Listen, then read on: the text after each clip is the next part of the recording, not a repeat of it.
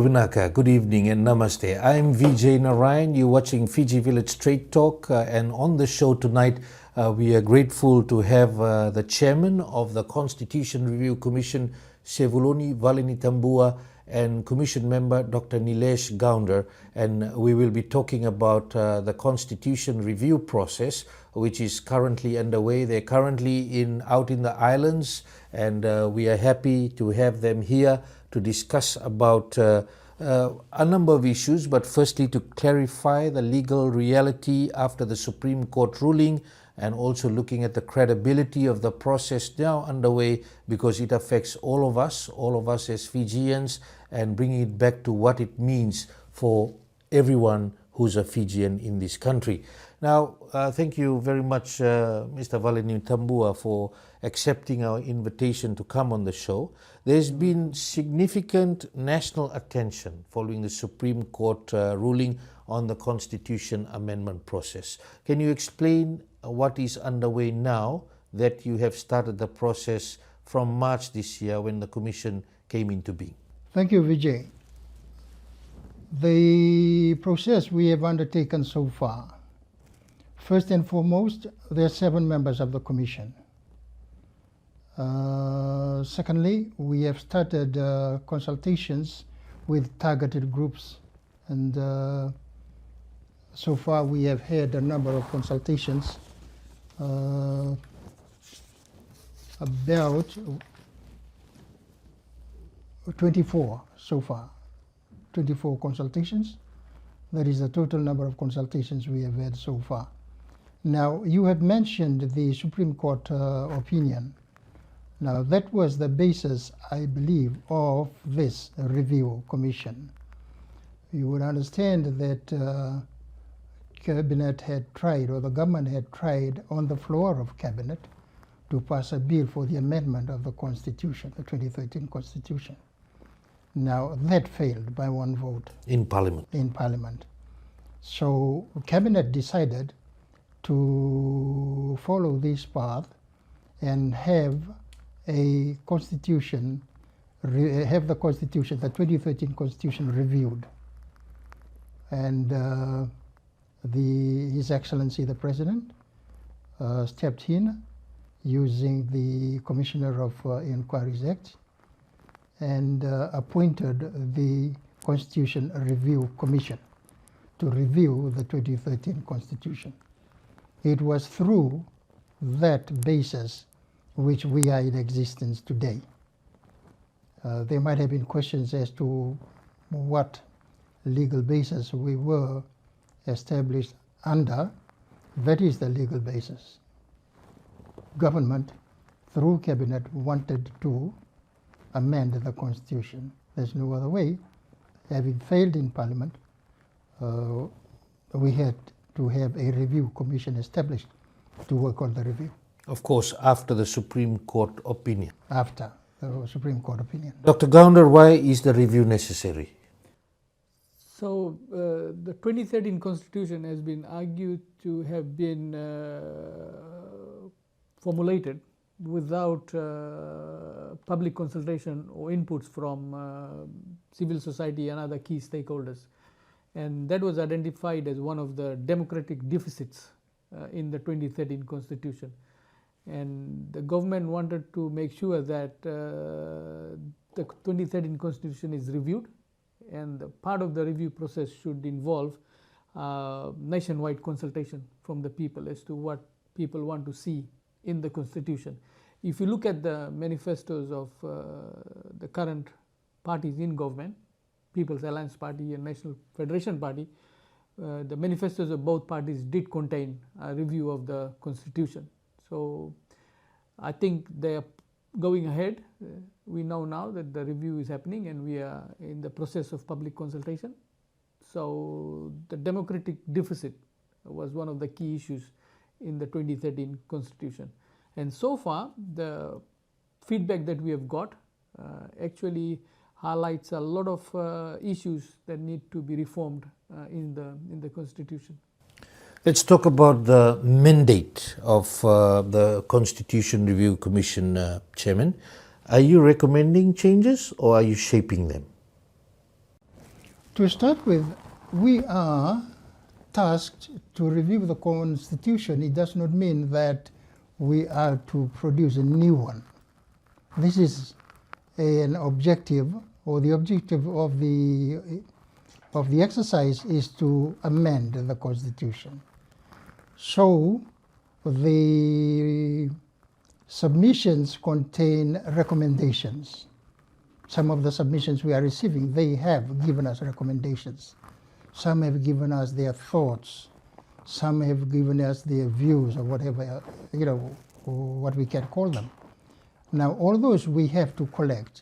Those recommendations, those views, those thoughts, those suggestions, we have to collect those and then look at them later on and formulate a document of recommendations for the amendment.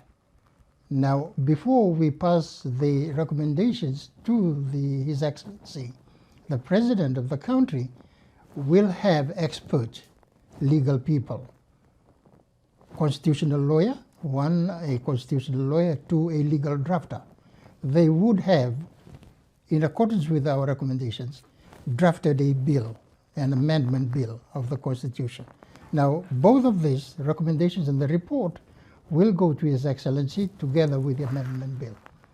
And then that is the end of our task. Who's the drafter and the constitutional lawyer that will be engaged for this? At the moment, we have one Australian, and we are still waiting for confirmation of a second one. The Australian, I prefer not to mention his name yet until it is made public. But it's these are both people coming from external foreign experts? Yes, they are foreign experts. One of them has been here already. He gave a lecture at the Fiji National University, Mr. Regan. The second one, we have not been given a name yet. So they will be the ones who will be helping us in the legal format and what to include and what not to include. Just a question on that, Dr. Gounder. Now, I was talking to some people. They wanted to know, with submissions being received and the recommendations to be made by the Review Commission, as the Chairman has said, will it be also based on the number of submissions on an issue? Because people are wanting to know, if there's many submissions on a particular issue, will that carry a lot of weight for the Commission to recommend that change? Thank you, Vijay. I think that's an important question, and one of the most difficult tasks that we have as part of this review is to get all the submissions and analyze the submissions and make recommendations. Now, it does not necessarily mean that if an issue has been highlighted by very many people, that should dominate. No, it does not necessarily mean that. We have a certain fundamental principles that we are working on. For example, one of those is that the Constitution must focus on democratic governance. So if there are issues around reversing the part of democratic governance, certainly we cannot consider that. But it will not simply be a collection of inputs and submissions. There will be a deeper level of analysis as to the logic behind the submissions and how can we incorporate that in the Constitution. Is it the Constitution we want for the future of Fiji? Does it take into account democratic governance, separation of powers, social cohesion, national unity? All these are other dimensions that we'll also look at. But at the same time, having said that, we are not discouraging public to make particular kinds of submissions. We are happy to receive any kind of submissions or inputs they may have. As a Commission, we will sit together and analyze all those submissions and then consider and converge as to what should go in the Constitution. Remember, we are not writing a completely new Constitution. We are just reviewing the 2013 Constitution. So there are things in the 2013 Constitution which may remain, there are some things which may change, and there are other things which may be completely removed. We don't know which ones will remain and which one will be amended and which one will be completely removed, because we have just started with the process of public consultations. Now, back to you, Mr. Valenitabua. We're talking about legal mandate of the Review Commission. And some of the parties, like Fiji Labour Party leader Mahendra Chaudhry, had said that in the past, the 1997 Constitution, the Reeves Commission, the approval was given for review of the Constitution by Parliament, and that is lacking in this process that has been undertaken. What's your comment on that? Well, something we have to understand, the 1997 Constitution was abrogated. And that was why we had the Ashagai one, the Ashagai Commission engaged to prepare for us a new constitution, a new one. In our case, this is an amendment. There will not be a new constitution. So the process which was undertaken then for the production or for the enactment or the preparation of a new constitution would be slightly different from what we have now. And Cabinet has seen to that. They have decided that an amendment should be done. They have got the green light, if I may call that, from the Supreme Court, and they have taken the process up to the President, and the President has appointed this commission to review the 2013 Constitution with the objective of amending it. Now, the process, whether it should have been taken to Parliament like in the previous one, would be different, because here we're just reviewing. It's an amendment. I see it as an amendment which could be put or tabled to Parliament by Cabinet, and then the Parliament deals with it from that point when it has been tabled. So you're saying it's an accepted 2013 Constitution is an accepted document, as the Supreme Court did. It accepted the document and also acknowledged that the 1997 Constitution was abrogated, yes, and that's why the process is different. As a Commission member, what do you have to say to this? Yes, the circumstances are completely different now. If we go back and look at the formulation of other constitutions as well, the 1990 Constitution, for example, or the 1997 Constitution, compared to that, we are not writing up a new constitution. We are just amending based on the public inputs and feedback. And furthermore, to what the chair has added, whether it goes through from cabinet through to president, or whether the parliament through to cabinet, is all a political process, and we leave the political process to the government of the day. You just take it from where you were appointed, and yes, you take it. Your appointment is a legal appointment, and then you have to do the process. Yes. We have if I may add, Vijay, we have terms of reference, and we want to adhere to the terms of reference, and we want to make sure that we are an independent commission, and all our activities, including public consultations and analysis, is conducted in a very transparent manner. Mr. Valenitabua, the timeline of your activities, and when are you expected to report back to the President? Timeline, we have been given 6 months to complete this review, present the report and the draft bill to His Excellency. The due date is the 31st of August, 2026. The Reeves Commission took about 2 years to come back with the 97 Constitution review process. Ashagai took about 1 year. Of course, his constitution was not accepted. Then out of that came another document, which is the 2013 Constitution. Can you do it in a matter of few months? Vijay, this is a matter of amendments. We are receiving suggestions on what to feed or what to add into the Constitution or remove as amendments. Remember, when a legislation is amended, there can be additions, there can be repeals. So that is what we will be doing. We're getting recommendations from the members of the public and submissions and their thoughts and so forth, and we will try to include those as amendments, and at the same time remove those which need to be removed. Well, we're looking at, we're in May now. April, May, June is your consultation period. Is that enough for a supreme law of the land?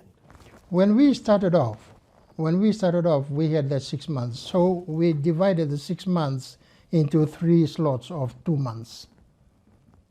2 months was preparation and some targeted.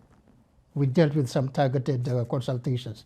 Within the next coming 2 months, May and June, we are traveling out to the country, throughout the country. Lau group, Lomaiviti group, Kandavu, Vonolevu, and Vitilevu.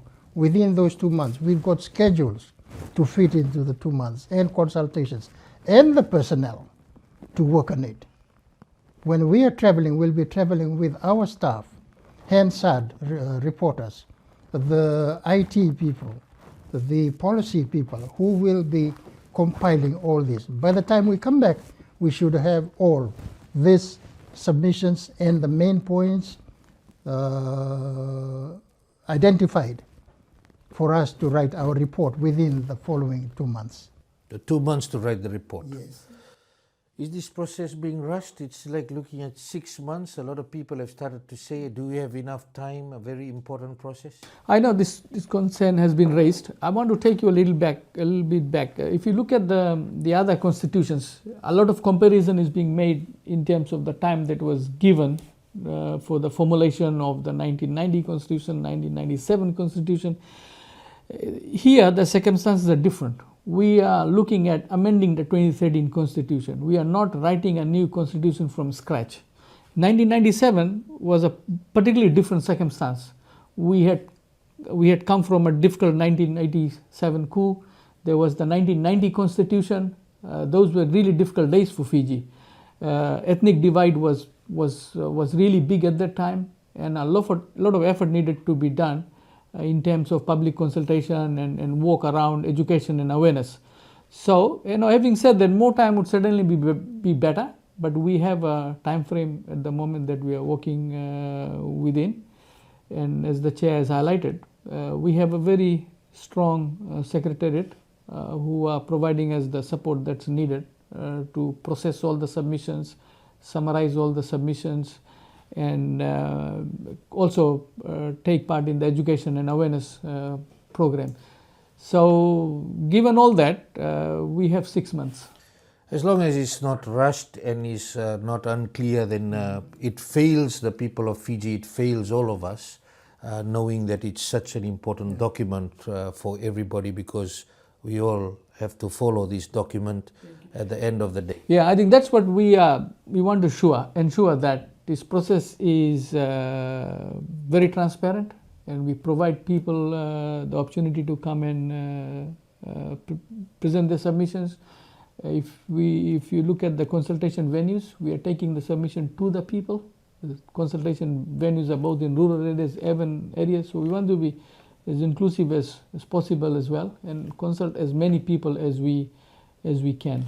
Yeah, lawmaking itself is quite tricky. You being a lawyer yourself, a legal profession, for example, we know that death penalty is not allowed in the country under the Constitution. However, we continue to see people saying that there should be death penalty, etc. So that's something that even in terms of corporal punishment, for years we've had that issue, even from the times of George Speight, when he was sentenced to death, and his death sentence was commuted to life by the president at that time after 2001. Knowing that it has existed for more than almost 25 years and people still do not understand or know that, we already know that a lot of people do not understand what's in the Constitution.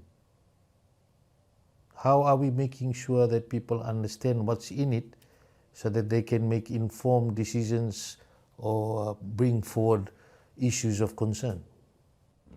Well, Dr. Gounder has mentioned the awareness team that is going around.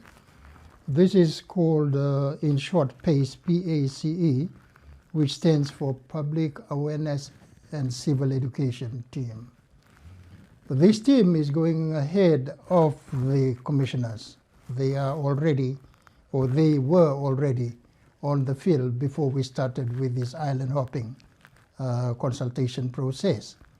And they were there with booklets. I didn't bring a copy of the booklets. They had booklets which they distributed to educate the people on what the Constitution is what is the purpose for the Constitution, and how to go about making submissions and suggestions on what to put on discussions on what to put into these submissions. My next question is about staying politically neutral. You are based at Sevuloni House. That same building houses the Office of the Attorney General and Office of the Solicitor General. How are you ensuring that you remain neutral? We are isolated. We are right at the top of Sevuloni House at level 9. We operate daily without any directions or interference from the Solicitor General's office or the Attorney General. I am the chairman, and I am the one who is leading that office right now, the commission. We have our staff who are also seconded from various areas, various ministries of government, and who are working under me with a different budget and a different finance officer. We've got our consultation team, we've got our policy team, we've got our communications team, and these are an administration team. So that gives us the independence that we want. I do not contact the Attorney General or the Solicitor General in anything in relation to the work we are doing. As Commission member, are you making sure that you remain neutral, knowing that is very important for this process? Exactly. So this commission is an independent commission, and our daily work must ensure that we remain independent of the government, and we don't receive instructions from government, and all our work is decided by the commission. Who we invite in terms of our key stakeholders, what time we have our public consultations, where we have our public consultations have all been decided by us as the commission. All our media engagements are decided by us, and as the chair has also highlighted, we have a separate budget, we have a finance officer, and I must admit that so far we have been a completely independent commission. You're watching Fiji Village Straight Talk. I'm Vijay Narayan. We'll be back after this break.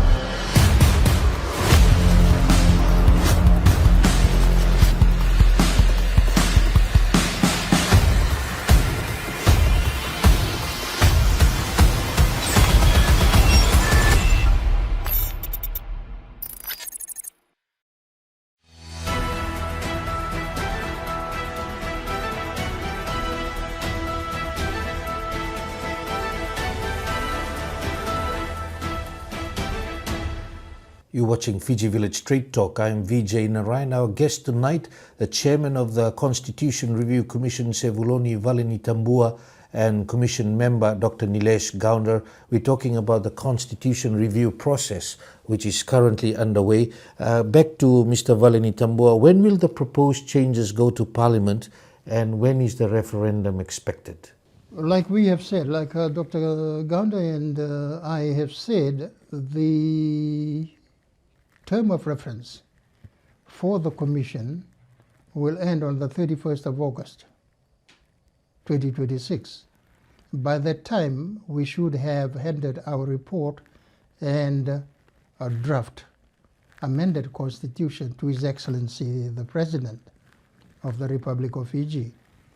What happens after that will be up to the President and the government. So, to answer your question, it will be up to Cabinet when they will put this through Parliament. So there's no timeline shared with the Commission because your timeline is only up to August 31st? Correct. You do not know whether if this even will see the light of day this year? No. Our task is to prepare a report and submit with the amended bill by 31st of August. Now, Chairman, why was the first consultation, the very first one by the Great Council of Chiefs who made their submission, held behind closed doors? Thank you, Vijay. Thank you for asking that question. It was a matter which was in contention after it became known. Now the Great Council of Chiefs wanted to have a private session with us, and that was why no media personnel was invited. Not only that, not only the Great Council of Chiefs, we've also had some associations which requested us that the media be not present during their consultations. They had their private reasons, and we could not override those private reasons. Although the commissioners, we were of the view that everything should have been open. Transparent. Yeah, for transparency. And Mr. Gounder here was one of the leading spokesmen in relation to that. But then we have to think that there's a Bill of Rights, there's a right to privacy. So we thought, sorry, we'll just consider the request, and we have to go by them. Wasn't that a wrong message? Because first you're saying, okay, we want people's views to, and then the first session is a closed session. From your perspective now as a review commission, of course there's learnings, there's more open sessions now. It was a difficult decision for us too. It was a difficult decision for us, but we have to respect the request from the associations, which requested that they be free from media attention, all right, or the media personnel be not included. And the commission did provide a press release of the submissions that GCC made, but it's in our interest to ensure that all submissions are transparent and the media is invited. Now, Mr. Valenitabua, how extensive are the consultations? You've talked about you've started off with targeted groups. Now you are now on the ground starting from this week. What is your message to the people out there who are watching this? The extent of the coverage is we have schedules for the consultations all over for venues all over Fiji.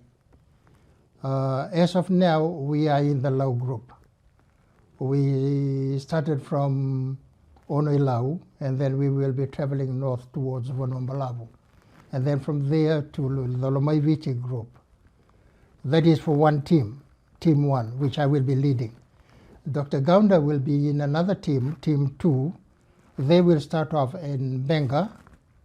They'll visit villages in Benga, then Vatulele, from Vatulele to Ovalau, then from Ovalau to Kandavu. They'll fly over to Kandavu and visit villages in Kandavu.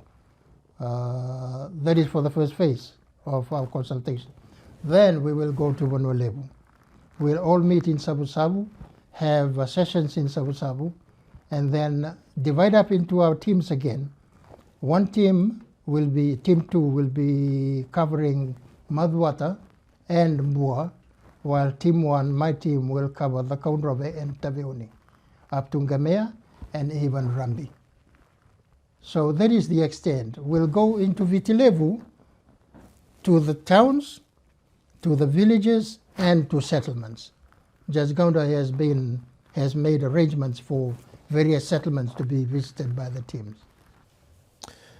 How are we ensuring that all voices from all communities, including Itoke, Rotuman villages, Indo-Fijian, Melanesian settlements, communities, other groups, women, the youth, are genuinely heard, not just symbolically included? So that was one of the reasons for the key stakeholder consultations. We wanted to invite women's groups, for example, and other groups to start off things. But when we go down to the communities, it's about having consultations in different areas. So not only having in urban areas, but urban and rural areas as well, having consultations in Itoke villages and Indian settlements as well, so that we take the consultation to the people. Where we have the consultations will matter who attends these consultations. And during the National Development Plan formulation consultation sessions, we realized that the venue and the timings matter a lot, and we have learned lessons from them. And in ensuring that we take the consultation to the people, the venues were very carefully selected, but also the timings as well, to ensure that people are able to attend a time that is convenient for people to attend. If I may add to that, Vijay, the team comprises of the commissioners, comprises of 7. If we were to go all together as a team and try to cover the whole of Fiji, as scheduled now, we would not have been able to do it. So we thought, after careful discussions, to divide up the team. So we had team 1 and team 2. And we'll go our separate ways at certain points and converge at certain locations or avenues at certain times. And we also happy to hear submissions in either Itoke or Hindi or Rotuman. We have people in the commission, but we also have secretariat staff. We will ensure that we are able to accommodate people who want to present in their own language. In terms of submissions to be made public, we know that some organizations may have asked you to have a private session, but eventually, will the people of Fiji have access to all submissions made? Will you have it on a platform or in your report where people can access all the submissions made? We have that in place. I think I'll ask Dr. Gounder to speak on that. Yeah, so our website will be ready next week, and once the website is up, we will be able to upload the summary of the submissions. Remember, a lot of submissions have been verbal, they haven't been written submissions, so we can't simply upload.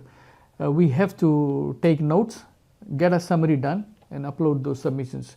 And eventually, when the report comes out, all the submissions will be listed in the appendix. So eventually, all submissions will be public. But starting from next week, when the website is ready, we will start uploading the submissions. Mr. Valenitabua, what are some of the major themes emerging from the submissions so far? Major themes. Well, the most well-known one, the common name. That is one of the major themes which has emerged. We've got submissions from government ministries in relation to separation of powers. They are looking at provisions, these ministries are looking at provisions where they are saying that the doctrine of separation of powers have been breached in these constitutional provisions, where this has been in the news, right? Where the AG has got a lot of power, the concentration of power in the Attorney General in relation to provisions of the 2013 Constitution. So that is one thing that has been raising a lot, especially from the ministries in government. We haven't heard from the public service yet. In addition to that, the secular state, there have been views for and against the secular state, and even those for, or there have been common themes and opposing views. So those are some of the themes that have come up. The citizenship, people are raising issues about citizenship in relation to those who should become citizens by nationalization.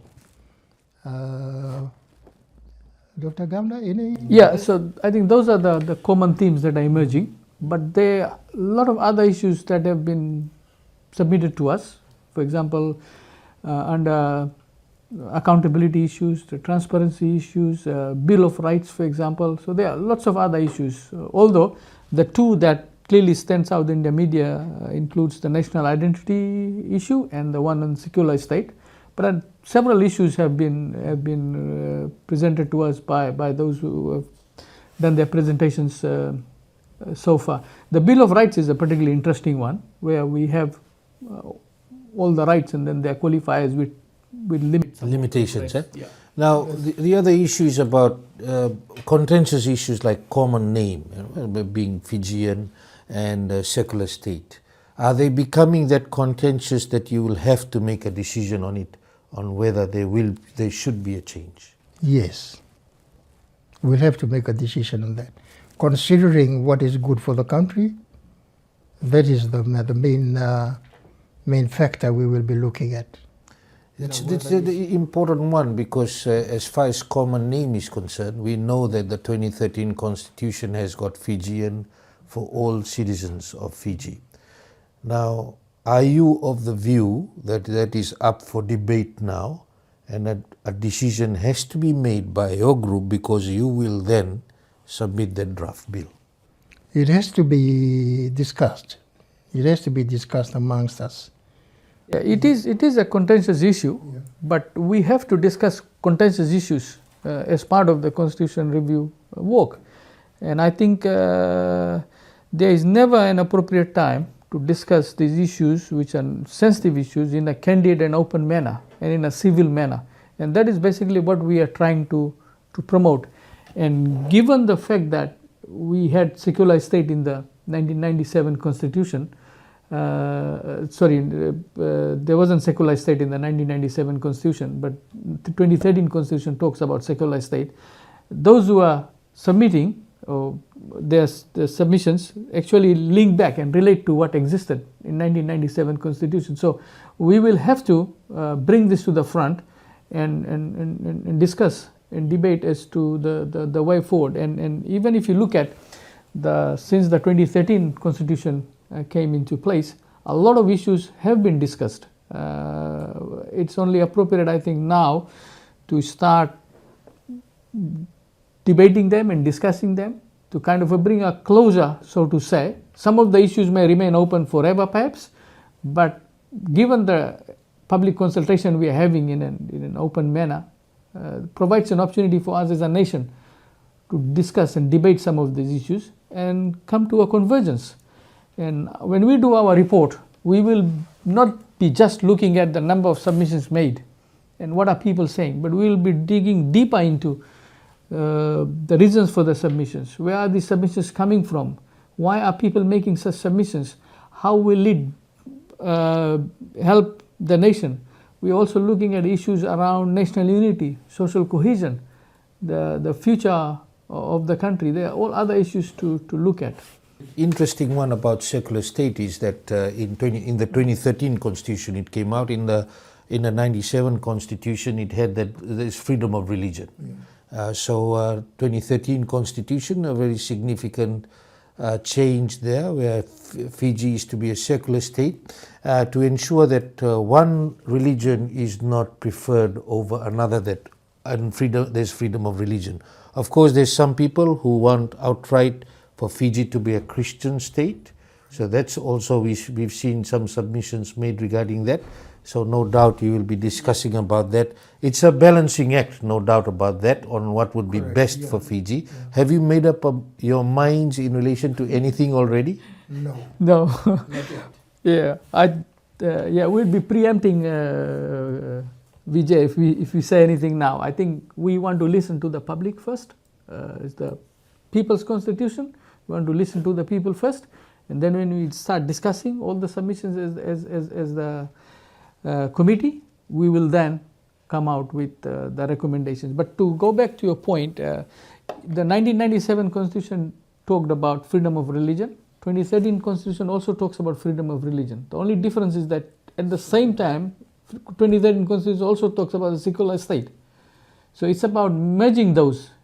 And in any constitution making, there will be trade-offs. There will be some things will have to be given up to get other things. It's always the case. If you look at constitutional making in some ethnically fractionalized countries, it's always there. Debates can be intense, there will be sensitive issues, but we will have to discuss these issues and then converge and agree to some common ground. What about the issues like death penalty? Okay, death penalty. We received the submission. Was it yesterday? Yesterday. It was yesterday. And the death penalty was suggested. So is that on the table too for discussion? It is on the table, but we answered and said, hey, we have the Bill of Rights here. And we've got to balance the Bill of Rights with your suggestion. It was a Based on everybody has a right to life. Yeah, right. And that was pointed out. Everybody has a right to life, yeah.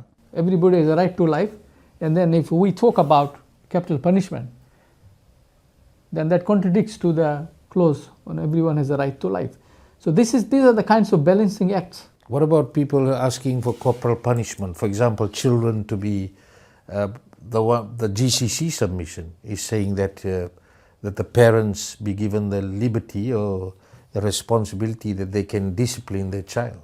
Once again, Vijay, it will be too early for us, to make comments on that here and on air.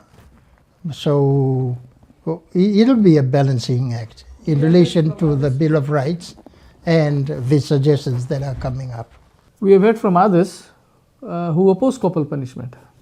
Now, there's always a lingering trust issue when it comes to constitutional processes in Fiji based on our past. What are you doing differently this time to rebuild that trust? Well, first and foremost, we are going to the people. We're going to the people. We are taking these consultations to the people so that we can hear the people and get their thoughts and get their submissions and in the end consider these submissions. What we are looking at is the preamble which says, we the people of Fiji make this constitution. That is a theme, I might say, that the Commission is looking at. When we say we the people of Fiji make this constitution to be our constitution, it has to be taken around with consultations. That is one difference. You're watching Fiji Village Straight Talk. I'm Vijay Narayan. We'll be back after this break.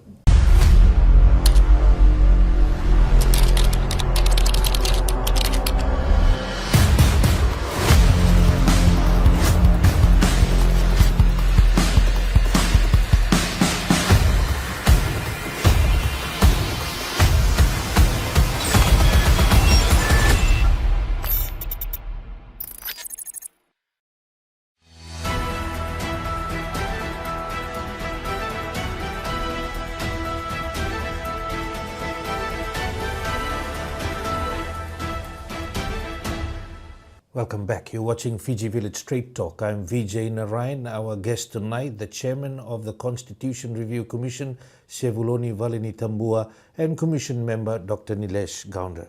The Supreme Court, in its opinion, had also said that the Constitution amendment process should not include touching the immunity provisions for those who were involved in the 1987 and 2006 coups.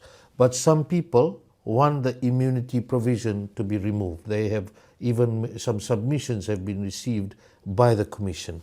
How are you dealing with this, Mr. Valenitabua? First, I confirm that there have been submissions which have suggested to us or recommended to us that the immunity provision in Chapter 10 of the Constitution be removed. Now, we have the opinion of the Supreme Court, which has to be looked at very, very carefully. A submission came before us with a lawyer in the association or in the team that made the submission. And I asked him directly what his interpretation of the opinion of the Supreme Court was. And coming from a lawyer, he said, we can amend Chapter 10 according to the opinion of the Supreme Court. So that is one view coming from a lawyer. And I believe there are other lawyers out there who have the same view. It has been said that the immunity provision in Chapter 10 cannot be amended. That requires a very delicate and careful reading of the judgment where the opinion was given, and also of the new sections which have been rewritten by the Supreme Court. The Supreme Court itself rewrote that provision, Section 159. The Section 159 is no longer in relation to the amendment. In relation to the amendments. But in relation to the opinion of the immunity provision not to be touched, as part of your mandate, can you go there or not? Well, suggestions have been made to us. So we will have to be careful with what we do with it. For the time being, the view is that we can't touch it. Based on a Supreme Court opinion. Yes. But we are receiving submissions where people actually talk about it, and we don't have any control over that, because we want people to tell us what they want reviewed in the Constitution. However, you will not be putting any recommendation regarding it. That's right. As the chair has explained, that's our position at the moment. The common name Fijian and removing Fiji as a secular state is also being talked about. We talked about it prior to this segment. Some organizations like the NGO Coalition are saying that this process is bringing more disunity and fragmentation, and we should ensure it is not derailed by extremist views. Could this process unite Fiji or risk opening old divisions? What are your thoughts on it as the chairman of the commission? The people of this country have to come to us and give us their views. We cannot prevent people of the country from having differing views. Now, if two people have a differing view, it does not mean that it brings disunity and all that. No, they just have their views. And that is what we believe. We are receiving these submissions so that people can tell us their views. If there are people out there, and I'm talking now to the members of the public, if there are people out there who think very strongly about certain matters and think that we will, or that this process will bring disunity, please come to the consultation venues and explain to us why that will happen. Because as far as we see it, there shouldn't be any disunity. We are now working towards a constitution which we aim to bring unity to this country. Dr. Gounder? Yeah, I think this is not going to divide people, but if there are contentious issues, then it's important to discuss those issues openly, and that's what the review mechanism is doing. The review process is providing a platform and an opportunity for people from different sides of the view to provide their feedback and opinion, and I don't see it that way. Actually, if we look at the history of our country, there are many issues that have divided us in opinion, but they don't necessarily divide us who we are as a nation, as a people or as a nation. So we may differ in our opinions, but that does not necessarily lead to deeper divisions. This is a sensitive issue, and I think all sensitive issues need to be discussed openly and candidly. Mr. Valenitabua, again, from what areas of the Constitution are most likely to change based on what you're hearing so far? Like you would say, these are the sections that really need to be looked at. I believe the first one is the one we have to look at very carefully and decide on very carefully is the secular state one.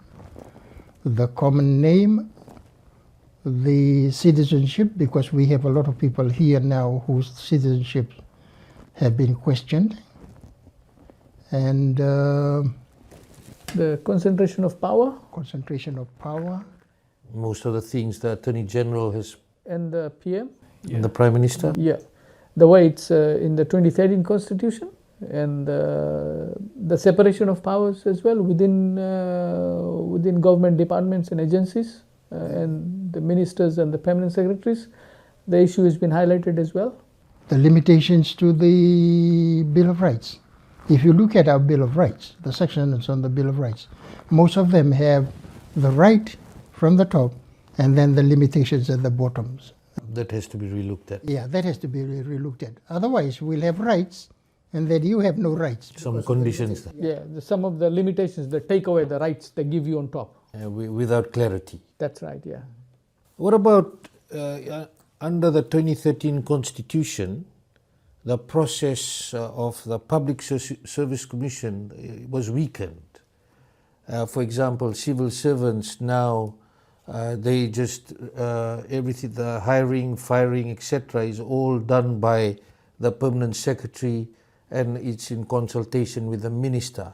In the past, the Public Service Commission had a disciplinary tribunal, and any civil servant that felt that they were hard done by, they had that redress where they could go to this independent setup.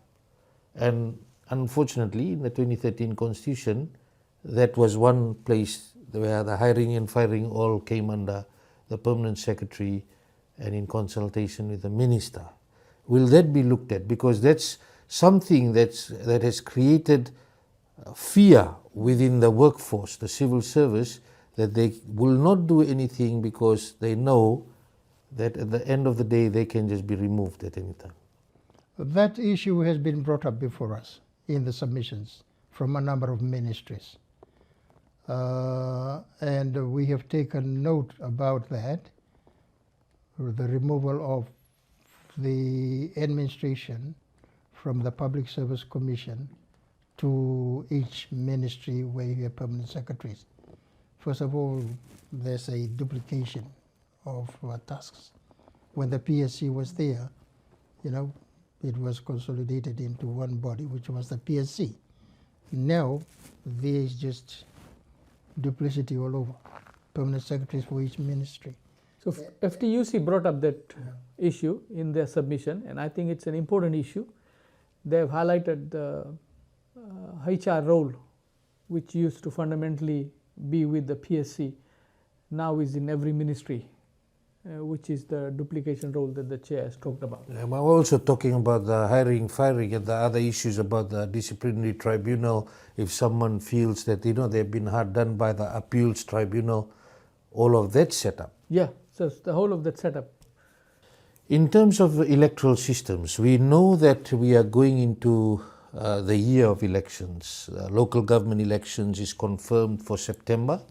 The date not set, but it'll be one of the Saturdays of September. We had the supervisor of elections on the show a fortnight ago confirming that. Then we've got the general elections. Now we've got the first past the post system and the ward system and a separate registration for the local government elections. Then we've got the general elections where we've had the electoral system and which is different from the local government election. Then we've got the voting process, which is also different. We've got the counting process, which is also different. We have a constituency only one, which is Fiji. A ballot paper is also different. Are you looking at the electoral system part to be reviewed as well as part of your conversation?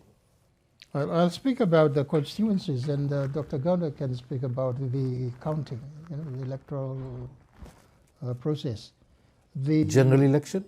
Yes, for the general election only. We'll just talk about the general election because it comes under the provisions for the general election come under the Constitution. It has been suggested to us that Fiji is to do away with this one constitution, the national constitution. Constituency, sorry. The one national Single constituency. constituency. Right. It has to be done away with. We have suggestions from many quarters, from many associations and many submissions that we are to go back to various constituencies so that the members of parliament who are elected into parliament from these constituencies, first of all, get people who they are accountable to, right? So that a constituency know who they are to go to if they need assistance. And secondly, so that we can avoid the members of parliament who are sitting in parliament with 200, 300, 500 votes and so forth, relying on that main person. The current system. Yeah, the current system. Mr. Gounder can deal with accounting. So let's talk about the constituency first. Right now we've got one constituency, and it is the Fiji constituency. In the past we had, based on the number of seats, that many constituencies. So Suva City would have several number of seats depending on, at that time we had the last system was you would have a number of open seats and then you would have communal seats. where the Fijian communal seat and Indian communal seats and the general voter communal seats and the open seats, and one person would cast 2 votes based on the constituency that they're in. Are you looking at a system like that? Not at the time being. All we have been considering or hearing is that we should go back to the multiple constituency election system. Yeah, so we have received submissions regarding moving away from the current system in the 2013 constitution, which is the whole country is a single constitution. To have constituencies, yeah, to have many constituencies or boundaries. Now, when you review the constitution, and if by implication, then the electoral act might need to be amended as well, because the constitution contains broad provisions regarding constituencies and the number of elected parliamentarians. So if we change that in the 2013 constitution, by implication, we need to change the mechanics of how we elect people, which is the electoral act. Now, currently the electoral act is not part of our terms of reference. But yes, if we do change that provision in the constitution which talks about the constituencies and the number of elected representatives, then the electoral act will need to change into many constituencies rather than a single constituency. At the moment, we are not clear as to what system we will propose, but after the public consultations are over, we will sit together, discuss, and we'll make a recommendation on the system moving forward. With all this in play, knowing that you will be looking at it, whether you decide on it and how you go is something that you'll decide on, but with the general elections to be held any time between August this year and February next year, wouldn't we have a confused population if all these things come in and only a few months to go for elections? I agree with that. If there is a new electoral system with nature and characteristics different to what we have now, education and awareness will be key. So that's something the government will need to look at. First, the government has to go through the process of taking the bill to Parliament, getting that required 2/3 of the vote, and then taking it to a referendum to get a simple majority. And then when it's approved, then they will have to carry out an education and awareness program. The time is very short for all of that. Yeah, so it's up to them how they take it. But I agree with you. They will have to have a massive education and awareness program to ensure that our voters understand the system. Are you likely to recommend a new electoral system? It's too early to say, Vijay, because we'll have to discuss that.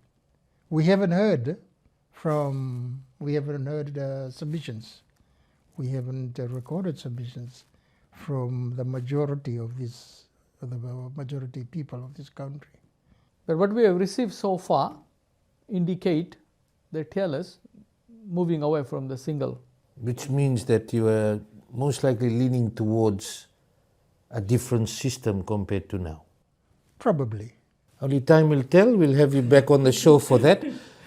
Now, in terms of political and institutional pressure, you're doing something that is a mammoth task.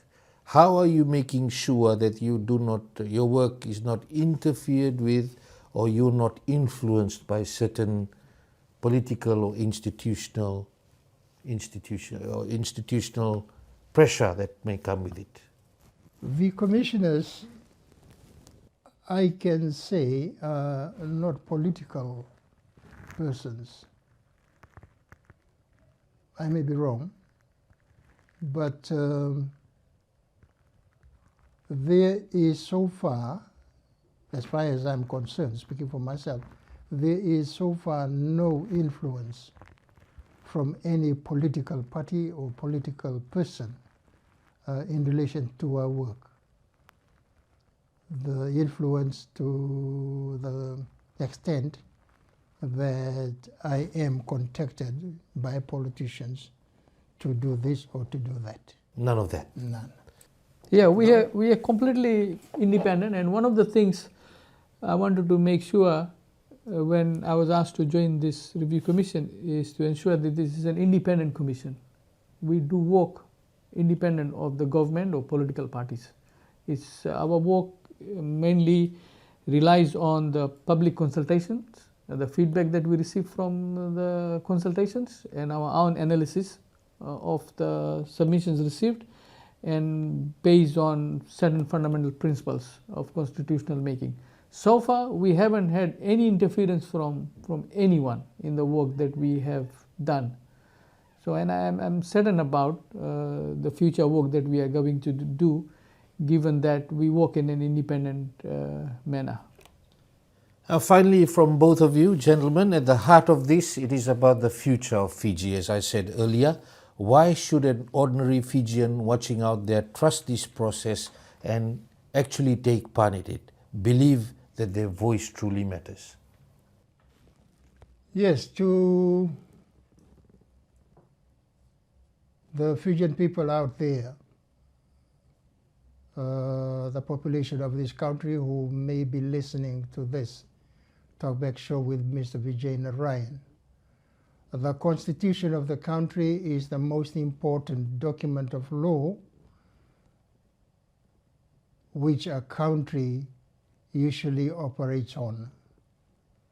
We have had so many constitutions. A number of them were abrogated because there was a coup, or there were coups carried out in Fiji. Then we had the 2013 Constitution, which to most Fijians was not acceptable on the ground that the 2013 Constitution was not a constitution for the people. Most Fijians would say that they did not know about how the 2013 Constitution came on. So now we are amending, we are reviewing the 2013 Constitution, which most of you say was not enacted or prepared with the views and will of the people.